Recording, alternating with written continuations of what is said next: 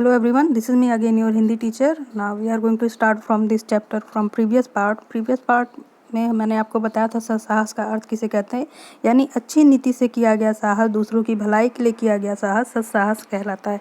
इस पार्ट में हम जानेंगे कि सत्साहस के प्रकार कितने होते हैं। अगर हम देखें तो सत्साहस के 3 प्रकार होते हैं। पहला आपका होता है नीच श्रेणी का, दूसरा आपका होता है मध्यम श्रेणी का और तीसरा सर्वोच्च श्रेणी का।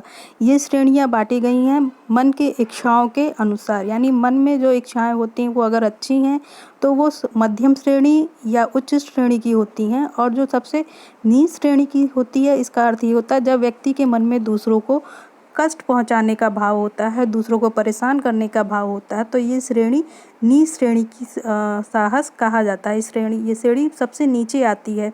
श्रेणी का मतलब आपका होता है सबसे नीचे का बॉटम पार्ट, मतलब जहाँ से हम स्टार्टिंग कर रहे हैं उससे भी नीचे का पार्ट। और यहाँ पे ये बताया गया कि देखिए यहाँ पे दिया कि राजा महाराजा भी अपनी कुत्सित इच्छाओं को पूर्ण करने के लिए कभी कभी इससे भी बढ़कर साहस के काम कर डालते हैं। यानी पहले आपने सुना होगा, इतनी कहानियाँ सुनी होंगी कि पहले के राजा दूसरे के राज्य को हड़पने के लिए, दूसरे के राजा को बंदी बनाने के लिए या वहाँ के लोगों को बंदी बनाने के लिए युद्ध करते थे। और इसमें क्या होता था, लाखों लोगों की जान चली जाती थी जो कि निर्दोष होते थे, जिनका उसमें कोई भी दोष नहीं होता था। या अगर हम ध्यान दें, जो चोर होते हैं, डाकू होते हैं, लुटेरे होते हैं, उनके अंदर क्या होता है, स्वार्थ की भावना होती है। और अपने स्वार्थ की भावना को पूरा करने के लिए जब कोई साहस करता है, हिम्मत बनाता है, भले इसमें उसके खुद के भी प्राणों का रिस्क हो, फिर भी वो क्या करता है कि दूसरों को चोट पहुंचाने के लिए कार्य करता है। तो ये हमारी नीच श्रेणी का साहस कहा जाता है। मध्यम श्रेणी का साहस प्रायः शूरवीरों में पाया जाता है, यानी जो युद्ध करने वाले ही लोग होते हैं, या वो अपने साहस को, अपनी निर्भीकता को, बहादुरी को दिखाना चाहते हैं, ऐसे श्रेणी के लोग हमारे मध्यम श्रेणी के साहसी लोग कहलाते हैं।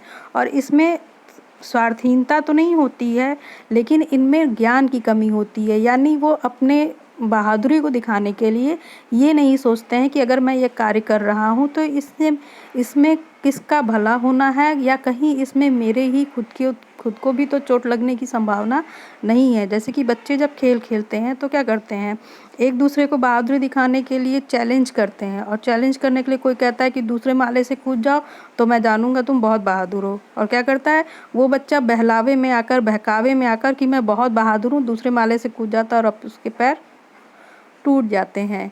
तो हमें वो साहस नहीं दिखाना चाहिए जिससे कि हमें भी चोट लगे और दूसरों को भी परेशानी हो। अब चोट तो बच्चे को लगती है, लेकिन उसके साथ साथ पूरे घर वाले परेशान होते हैं, और वो बच्चा जो आपको साहसी बनाने की कोशिश करता है वो तो कहीं किनारे से निकल लेता है। तो हमें इस प्रकार का साहस नहीं दिखाना चाहिए।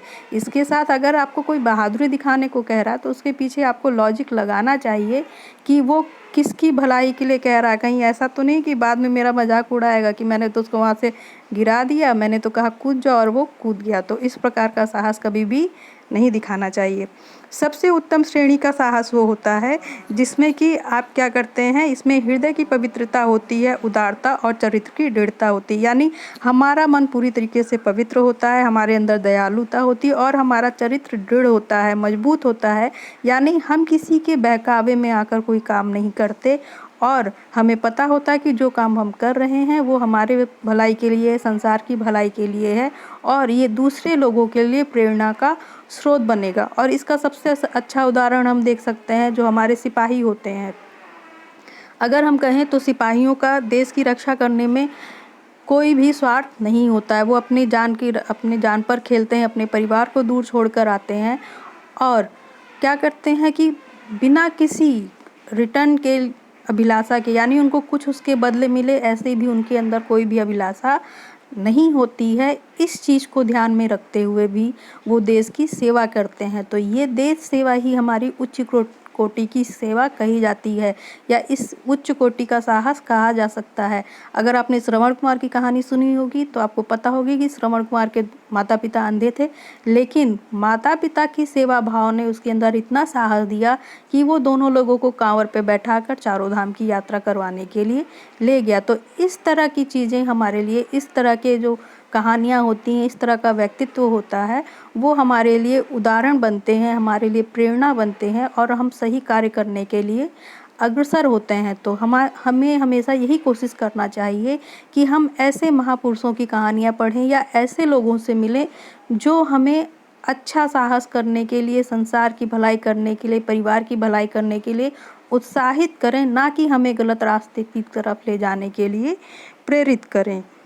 देखिए, उच्च कोटि के साहस के लिए कर्तव्य परायण बनना भी आवश्यक है। कर्तव्य परायण व्यक्ति के हृदय में यह बात होनी चाहिए कि जो मैंने वो किया वो मेरा कर्तव्य था। यानी हमें ये नहीं सोचना कि जो व्यक्ति कर रहा है वो करेगा तब हम करेंगे। हमारी ड्यूटी क्या है, हमारा अपना कर्तव्य क्या है। जैसे हमारे माता पिता हैं तो माता पिता अपना कर्तव्य क्या करते हैं, अपना वो आपका पालन पोषण करते हैं, आपको बड़ा करने के लिए कई जगह नौकरी करते हैं, लोगों की बातें सुनते हैं।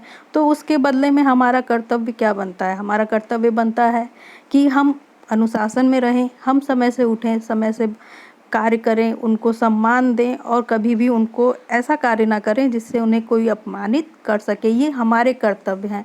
तो कर्तव्य क्या होता है कि कर्तव्य में हम अपना कार्य करते हैं बिना दूसरे के कार्यों को देखे हुए, क्योंकि जब हम दूसरे के कार्य से अपने को कंपैरिजन करेंगे, उसकी तुलना करेंगे तो हमें कुछ ना कुछ कमी लगेगी। लेकिन हमारा कार्य हमेशा ही भलाई और अनुशासन के बीच में बंधकर होना चाहिए।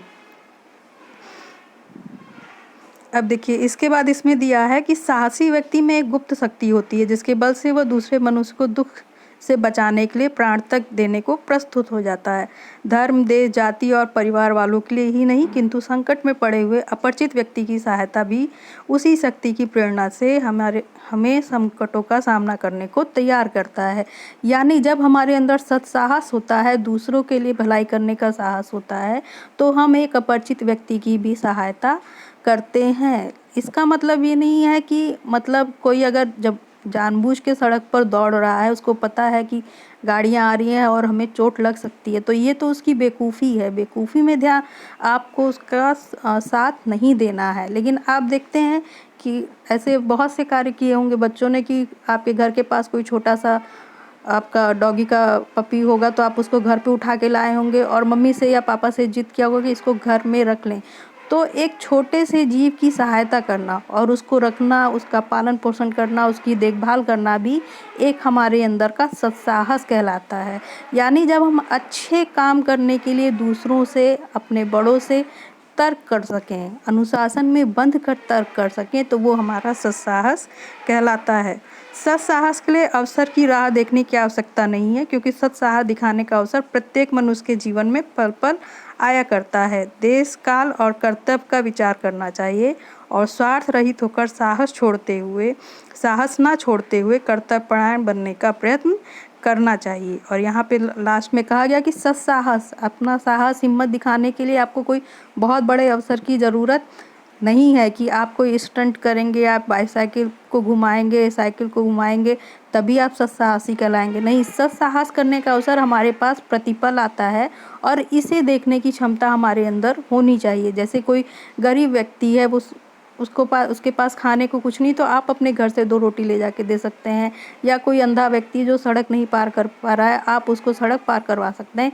ये सारी छोटी सी छोटी चीज़ें ही हमारे साहस को प्रदर्शित करती हैं।